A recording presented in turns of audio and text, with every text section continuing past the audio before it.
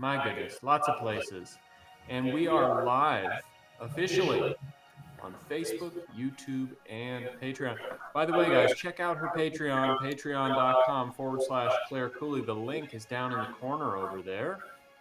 It's a great way to stay connected and to support our work. All right, without further ado, I'm going to let you take over. One other thing, actually, a little bit more ado, a little bit further, is read Clare Cooley's book. Incandescencebook.com is where you can get it. And here it is in all its beautiful glory. Incandescence Rising Above Darkness. And look at that. It's got 68 pieces of color art and then 40 plus photographs. You got a little photo journal at the end. It's a really great book. It was called an instant classic by the co-founder of Sundance, Serena Catania. Check it out anywhere you get books, or you can just type in Clare Cooley on Amazon. Okay, take it away, Clare. Hi, everybody. Thanks for being here. Thank you, Bodhi, for your help and introduction. Like always, we're Mother-Son Productions. He asked me to work with him and named us, and I'm so honored and glad. And the first thing we're going to talk about today on the Creativity Show is what just happened, just wrapped up. Was that just last night? It's kind of a blur, or night before last. Technically, yesterday was the last day of the whole shebang. Right. The Catalyst and the Minnesota Web Fest, and it was called North Star Story Summit. Story Summit. And Bodhi's book, Northport 1999, script and pitch was selected, and his adaptation of my memoir, Incandescence Rising Above Darkness, that he turned into a script and pitch that Pamela Cedarquist suggested the title for. She wrote for Mindhunter, mentored Bodhi, volunteered to do that, and suggested Life of Clare be the title. So it was, and it was an amazing moment in my life, and I'll let Bodhi say something about the experience for him. The table reads of his script and the script based on my memoir that he did, but inspired by my memoir or based on, and having actors reading the different parts, including an actress being me, a young me and a mature me, was quite an interesting moment in my life, I have to say. And I felt, first of all, honored and grateful that my son was inspired to do this, and very grateful for the actors and actresses that took the time out of their busy lives to do this table read, and all the people that helped with the North Star Story Summit and the Catalyst people. Thank you all for your wonderful putting it together and efforts to support each other as creatives in this world. The world needs creativity to be happy, healthy, in harmony. I love alliteration, so that just happens a lot with me. And creativity is how we come up with new ideas to improve lives and solve the issues in the world. So the more we each offer our creativity to the world, and the compassionate collaboration with creative collaboration gives me great hope. It always has. So the first thing that I felt personally before even going in the room was Joni saying, you're brave. And thank you, Joni. That's what I needed to hear, because I shared my story to help other people, not because I think I'm all that, or even that interesting. Quite frankly, I'm used to me and I don't find me that interesting. But many people, from 8-year-old girl who accidentally heard me reading a story, I mean, wasn't accidental for her, but I didn't see her. She was hiding and she heard me read it.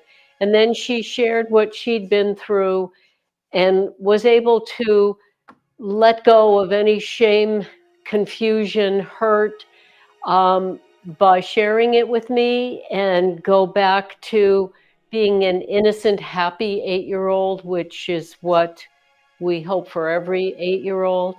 So that and many other experiences is why I wrote my stories, to help other people realize it's not what happens to us, it's what we do with it.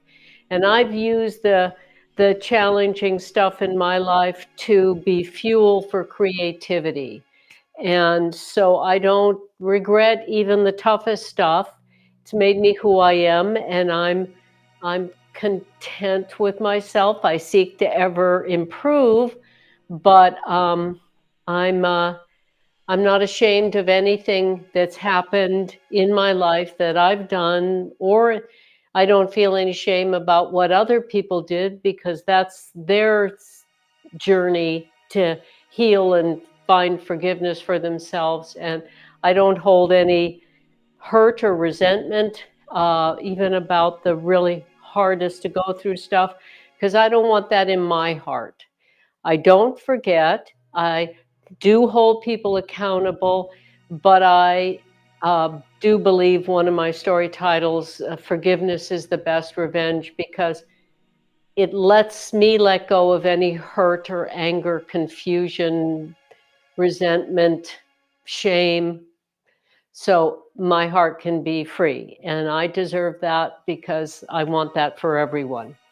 And I hope those people who are victimizers can find that and be happier and be more positive actors in this world. So it was a wonderful moment. I felt like I let a weight down. I felt lighter after the table read. It was a very gratifying experience.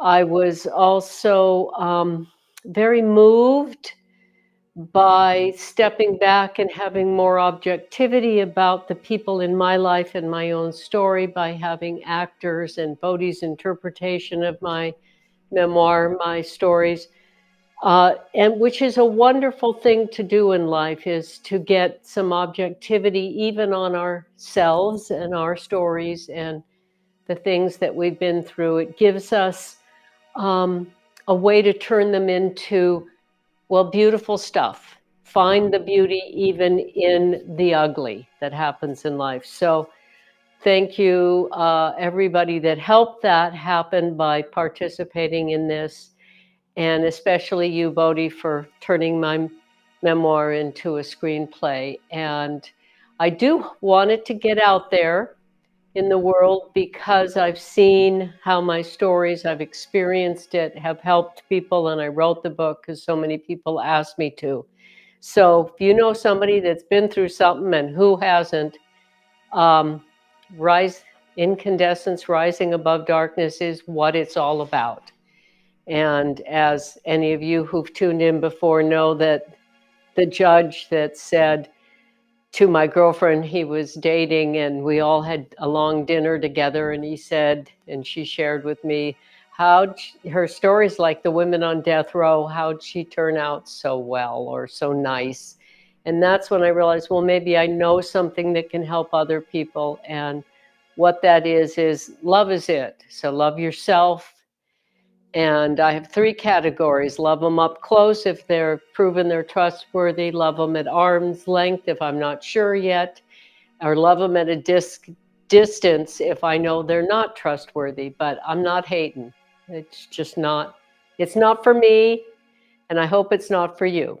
So I'd like Bodhi to say a little bit when I wrap up with the table reads, and the pictures were so well done. You were so polished, and he was allowed to take video of the pitches because there weren't SAG actors in it. It was all him with some visuals. So we'll get to share that soon. And I was so proud of how well he prepared, how much he opened up to making it better and better and better by getting some feedback from me and a few other people that, got his back.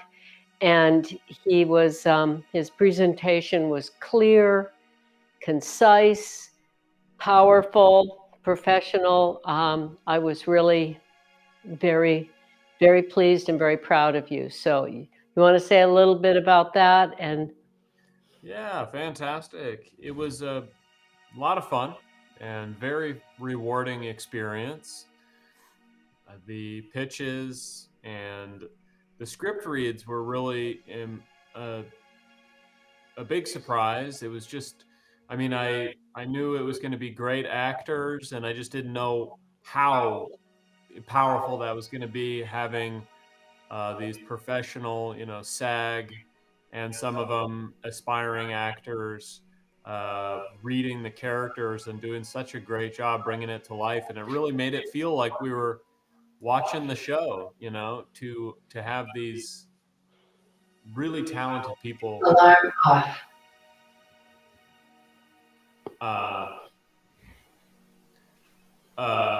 I heard our alarm turn off. It said alarm off, so I don't think we need to do anything about it right now. Okay, that's random. Anyways, yeah, it was really, really cool. And, thank you to, let's see if I can remember the actors' names right now. Mel House, Nicole Weber, Tapan Sharma. I don't think I can remember everybody's name. Eric Lee. So there were more than I could remember because there were about 7 actors for each script, but it was so great to see these actors bring the characters to life, and to have Mel playing the adult voiceover Claire, and to go her emotional, heart-wrenching performance. And I got choked up for the first time in a very long time, which was an interesting challenge for me because I was also reading the script while that happened, and it was just a signal of how cathartic and emotional the experience was. And I hope the people in the audience felt the same way I did. It was certainly a very, very rewarding, and I was really proud to get the opportunity to share your story with the world, and to share both of our scripts. And thank you so much for all the hard work you put into it and all the time you spent supporting me and helping me. Not to mention the courage it takes to share your story in the first place, and then to put your trust into me to start the adaptation process. So thank you for that, Mom. Well, thank you for being inspired to and putting all that work into it, and acknowledging it. It does take courage to be real in this world, and especially to share difficult things that we're vulnerable about, and we always will be. But it's very, very important because they're the things we most need to share, is the stuff that we need to rise above, the hurt and the confusion and the fear and sometimes shame and grief and all that. So they're very important things to share, and they're the least shared for obvious reasons. But there's 3 kinds of people that generally, this is a big generalization, that shame victims or blame victims. And one is ill-informed people that say things like, "Oh, why didn't she leave him if he was abusive?" Well, most of the people that go down in domestic abuse, I mean, are killed, or it's when they leave. And abused people understand that if they're willing to do this level of abuse, they may be willing to go to the ultimate control of killing someone. So there, the first category is ill-informed. Get informed and be more sympathetic, compassionate, empathetic to people that go through stuff. And the second category is just afraid to live in a world where perfectly good people who did nothing wrong, nothing bad, nothing unintelligent or careless can have bad things happen to them. That does happen. Perfectly good people have bad things happen to them for no good reason. And it's unfortunate, and I do not believe anybody that God or any divine source in the universe, decided that for no good reason. So know that and be courageous and compassionate to admit that random pain can happen. A child can chase a ball out in the street and get hit by a car. Did God want that to happen? I don't think so. I don't think anybody's God would want that to happen, and we should never blame the victims. The Yeah. third category is victimizers who want victims to be ashamed and not talk about it because they don't want to be caught, they don't want to be punished, even if they're psychopaths or narcissists or people that don't feel for other people, they still don't want to feel discomfort themselves. They don't want to be held accountable. So don't be ill informed, be brave, admit terrible things can happen to good people, and obviously don't be a victimizer, and do share in appropriate ways and times for you so that we can all know that we're in this together and bad things happen to good people and we're all potentially good people. So let us shine a light on the bad and heal our world. So that's enough of that. But I do want to say, Bodhi, your Northport 1999 that was also shared with actors doing the script reading and pitches is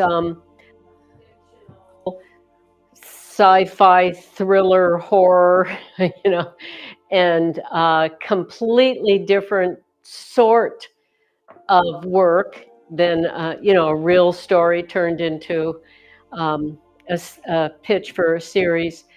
And so I'm very proud of you for being able to hold both, honor both. And I'm very, um, I'm very pleased that we can really be there for each other and our very different aesthetics, skill sets, and we can hear each other and be supportive unconditionally and not try to control the other and make the other into more like us. And that's what I wish for everyone who's a creative, that you have someone or a few people that are unconditionally supportive and they just want you to get better and you can open up to their feedback and get better.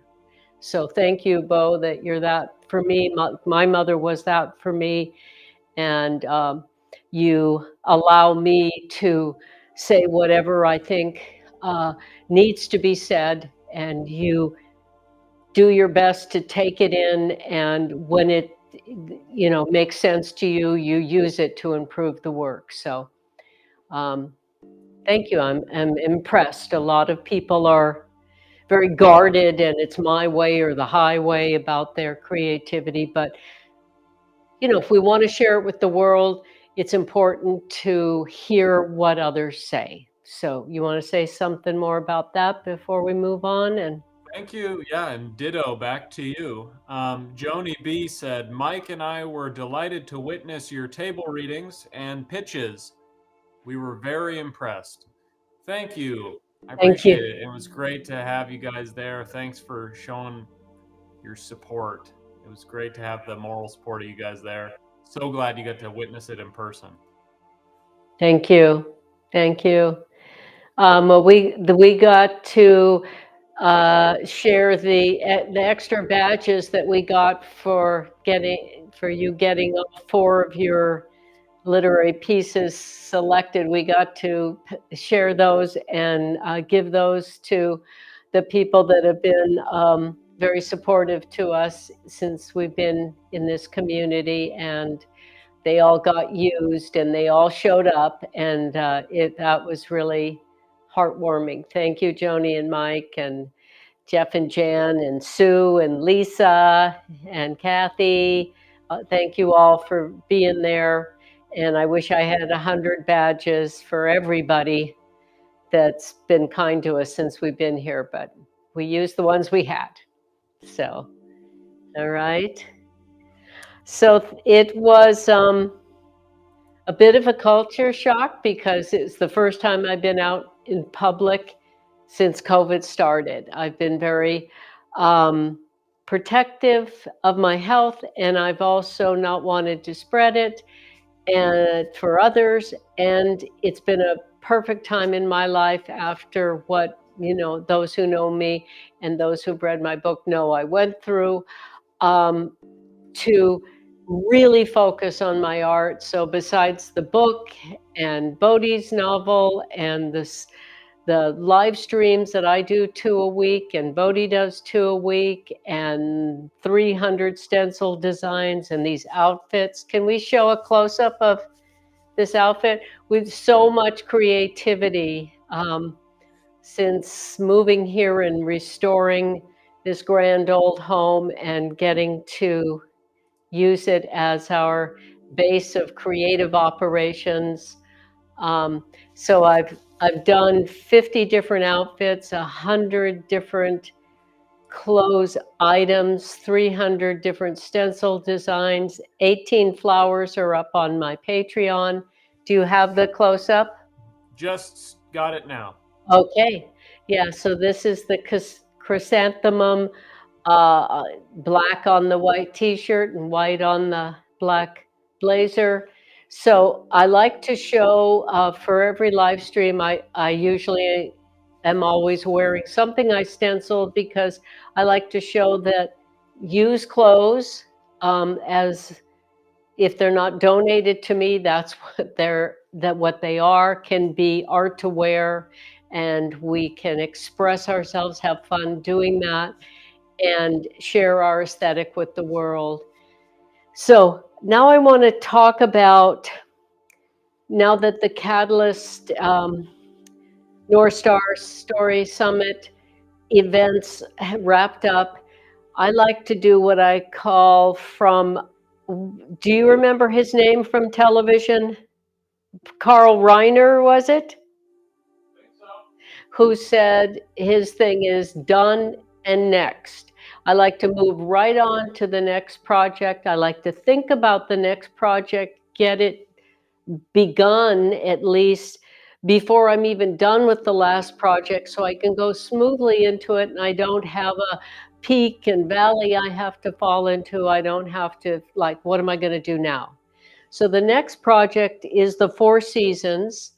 And here I have the kimonos that are the 4 Seasons, and the art 4 Seasons is inside them. So the season is wearing its kimono, which I just wanted to see what that looked like. I hadn't done that before.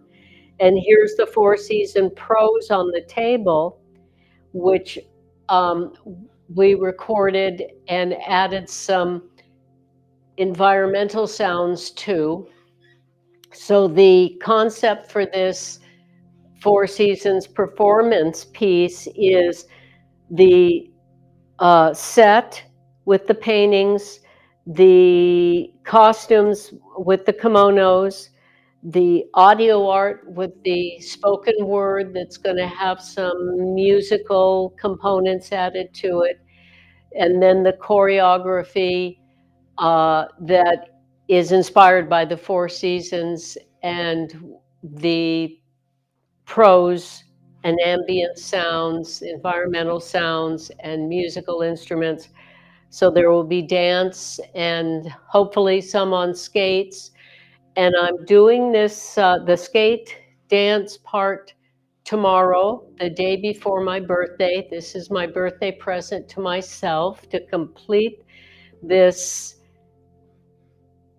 flowing through visual art, word, audio art, set, wardrobe, choreography, all the arts, and Bodhi videoing it so that it's a demonstration of me allowing myself, giving myself permission to flow through all those different artistic mediums inspired by the master designer nature, giving tribute to the environment, and at a very poignant time in our all of our lives, while the weather has been profoundly affected by humans, it's a perfect time, no better time than now, to realize how much everything is connected. So, winter is air, spring is water, summer is earth, autumn is fire, all the elements, the plants, evergreens, flowers, grasses, maple leaves, the animals, cranes, fish, dragonfly, and deer, and all the four primary colors with blue, green, yellow, and red. So everything is connected, well, in the whole universe, but speaking of just Earth, the seasons, us with the elements, the colors, the animals, the botanicals, all us people. And so that's what this art piece is about. And doing it for my birthday present to myself, I wrote it as a degree plan and then realized I didn't want to borrow money to get a degree. I just wanted to do what I believe is the best I can do with my life, which is share my creativity and my respect for the healing and life enhancing properties of creativity with others. So I stopped going to school and didn't fulfill that degree plan that described this. And I decided that that's what I wanted to do for my birthday present, which is a couple days away. And so right at, right before the time agreement runs out. I don't call them deadlines because that's stressful. So time agreements isn't. So tomorrow is the day for the dance, and then it will be editing it into some sort of a performance piece with all those elements. And then I am giving myself an honorary degree in being me. And that's all any of us can be. And it's what we can be excellent at. And who doesn't want to be excellent? We all do. So we all want to be the best at something, and the best we can be that nobody else can be is ourselves. So that's what's next, and I'll be sharing it soon. My birthday's Wednesday.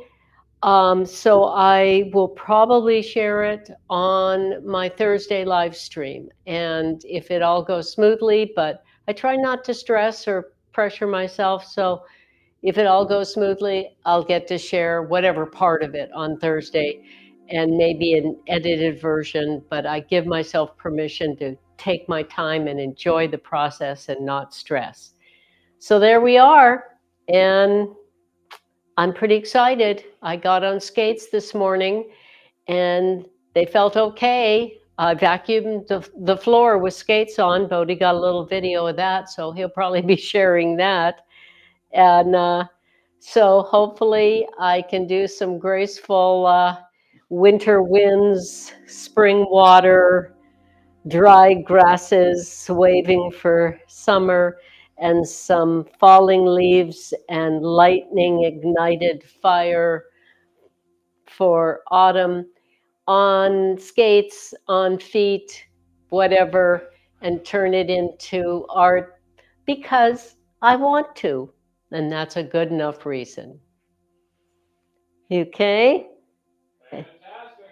Anything else you want to add? That's it for now. If I missed any comments anywhere, I will let her see them as soon as I can.